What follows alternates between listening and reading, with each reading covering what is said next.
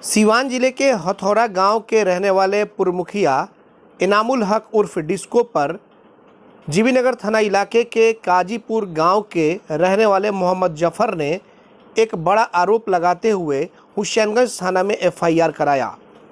मोहम्मद जफर ने इनामुल हक उर्फ डिस्को पर यह आरोप लगाया था कि करीब 84,50,000 रुपये हमारा डिस्को रखे हैं जो कि नहीं दे रहे हैं और मांगने पर हमारे साथ मारपीट जैसी बड़ी वारदात को अंजाम दिया गया। उन्होंने सीधे तौर पर आज से लगभग एक सप्ताह पहले सदर अस्पताल में जब इलाज कराने वो पहुंचे थे तो उन्होंने कहा था कि डिस्को और उनके भाई के द्वारा टेरी घाट के पास मारपीट जैसी बड़ी वारदात को अंजाम दिया गया है।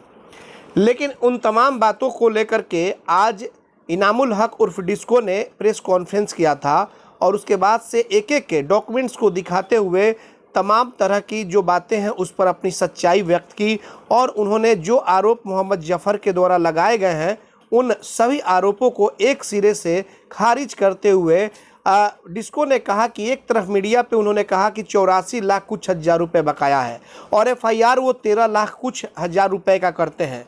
डिस्को ने यह कहा कि हमारा करीब 91,000 कुछ हज़ार रुपये उनके ऊपर बकाया है जो कि नहीं दे रहे हैं। कई बार नोटिस भी की जा चुकी है लेकिन वो रिसीव नहीं करते हैं। तो आइए सुनते हैं कि इनामुल हक ने और क्या कुछ कहा।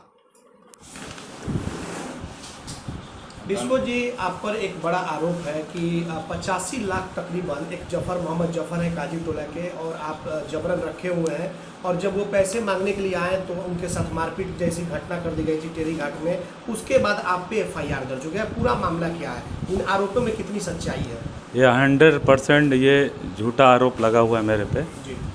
और वो पैसा क्या मेरे से मांगेगा? मेरा खुद पैसा 91,545 रुपये मेरा खुद निकल रहा है और ऑलरेडी पहले सबसे पहले वो नोटिस किया था मेरे ऊपर वो 66 लाख का कि 66 लाख रुपया माने मेरे कंपनी पे निकल रहा है। वो मेरे को नोटिस किया तो 66 लाख का नोटिस हम दिखा रहे हैं आपको।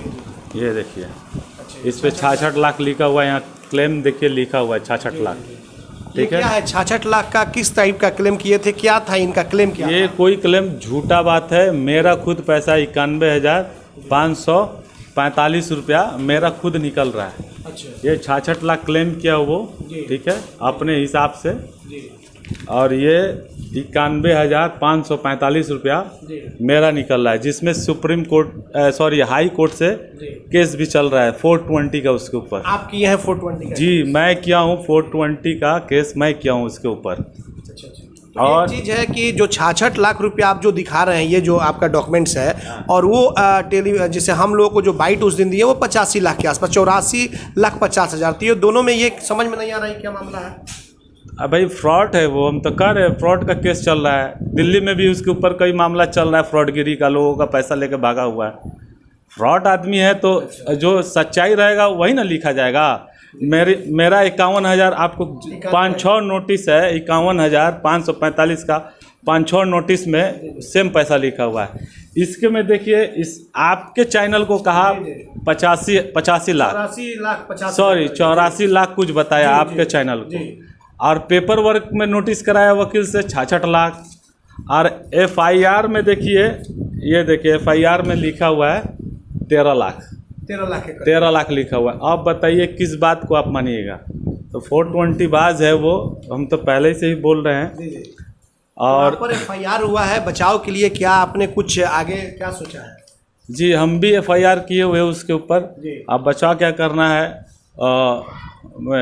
मैं आ रहा था सिवान से, वो मिल गया मेरे को। हम बोले हमारा पैसा दो भाई, 91,545 जो निकल रहा है उससे और मेरे से बहसाबसी हुआ, हाथापाई हुआ। पहले वही हाथापाई किया मेरे साथ, तो हाथापाई हुआ, बीच बचाव लोगों ने किया। तो हम तो अपना पैसा तगादा करने के लिए जो है उससे पैसा मांगे तो मेरे से हाथापाई किया। और इसमें लिख रहा है एफआईआर में, आप पढ़िए, इसमें लिखा हुआ है बिजनेस पार्टनर के लिए हम पैसा दिए हैं। अब बताइए इसमें लिख रहा है बिजनेस पार्टनर के लिए, तो बिजनेस पार्टनर के लिए जब पैसा दिए हो तो सब वेंडर का तुम एग्रीमेंट क्यों किए हो भाई? आपको तो बिजनेस पार्टनरशिप डीड बनाना चाहिए। पार्टनरशिप का डिड बनना चाहिए। तो आप सब वेंडर जो है का आप एग्रीमेंट किए हैं, जिसमें आप दे रहे हैं 100% बिल पे 20% फर्स्ट पार्टी, ठीक है। उसमें जो है ये विटनेस, उसके विटनेस का सिग्नेचर है सब वेंडर का, ये मेरे विटनेस का सिग्नेचर है सब वेंडर का एग्रीमेंट का जो है। और जितना पैसा गया हुआ है आप ये सिग्नेचर देखिए, ये उसी का सिग्नेचर है। ये एफआईआर जो किए हुआ है जफर साहब, उसका ये सिग्नेचर है। और ये सब वेंडर का जो एग्रीमेंट किया है उसका ये सिग्नेचर है। इसमें आप देख लीजिए सेम सिग्नेचर है। ऐसा नहीं कि हम अपने पास से किए एफआईआर में चाहिए, ठीक है। और जो पैसा लगा हुआ है उसको एक एक पैसा का हम दिखा रहे हैं। ये जाफर साहब इस अकाउंट में, एक्सिस बैंक का अकाउंट है, इसमें इसको पैसा लगा हुआ है, जिसका पेन नंबर भी इसमें लिखा हुआ है। ये पैसा लगा हुआ है उसके अकाउंट में लगा हुआ है। भी होगा आपके पास, स्टेटमेंट भी होगा, सब कुछ है। वो बैठे तब ना, कोर्ट जो है मेरा वकील जो है इससे नोटिस का जवाब मांगा, 4 नोटिस गिरा है, ये नोटिस का जवाब नहीं दे रहा है। ये तो खुद फंस गया है, ये तो खुद फंस गया है वो मेरे पर नोटिस करके। और अख्तर साहब है, उस अकाउंट में भी लिया है।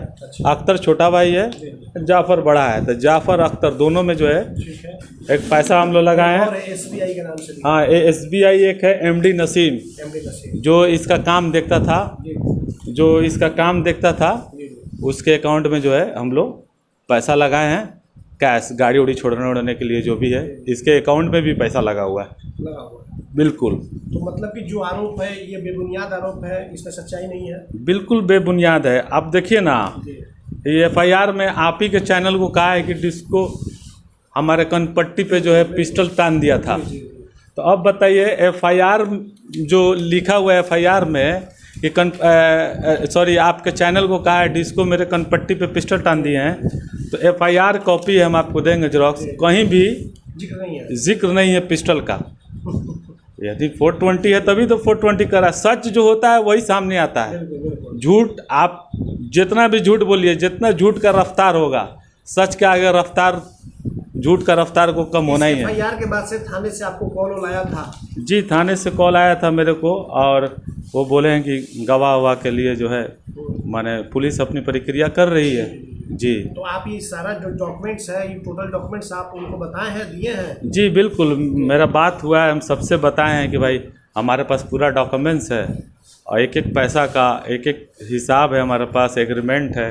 अगर उसके पास है, कोर्ट में केस चल रहा है तो दे, नोटिस आया हुआ है, क्यों नहीं नोटिस का जवाब दे रहा है, क्यों नहीं ब्यौरा दे रहा है, एक एक पैसा का हिसाब दे, अपने वकील से नोटिस कराए मेरे वकील। तो आखिर इस तरह का गलत आरोप क्यों लग रहा है आप पे, क्यों इस तरह की? देखिए, ये पंचायती चुनाव आ गया है, ये पंचायती चुनाव आया हुआ है। मेरे ही गांव के 2-4 जो है चिरकुट टाइप के लोग हैं, वो लोग उनके संपर्क में आके मेरी छवि को धूमिल करने के लिए ये लोग साजिश रचा हुआ था।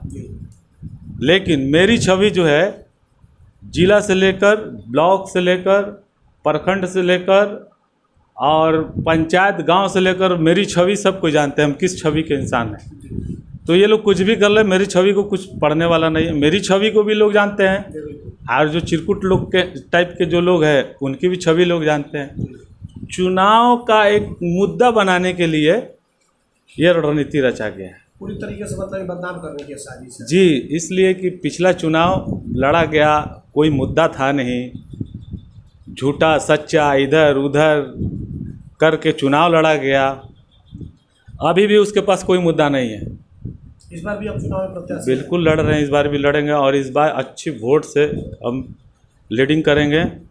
और इन लोगों के पास कोई मुद्दा है नहीं, उसको मारना, उसको पिटना, किसी की माँ को, किसी के बहन को, किसी के बीवी को मार के हाथ तोड़ देना है, किसी के घर में घुस जाना है, किसी के घर के बच्चे को मार देना है, घर का चीज़ नुकसान कर देना है। आगे क्या सोचा है आपने? जो आप पर एफआईआर हुआ है, तो आगे आपने क्या सोचा है, इसके लिए क्या करेंगे?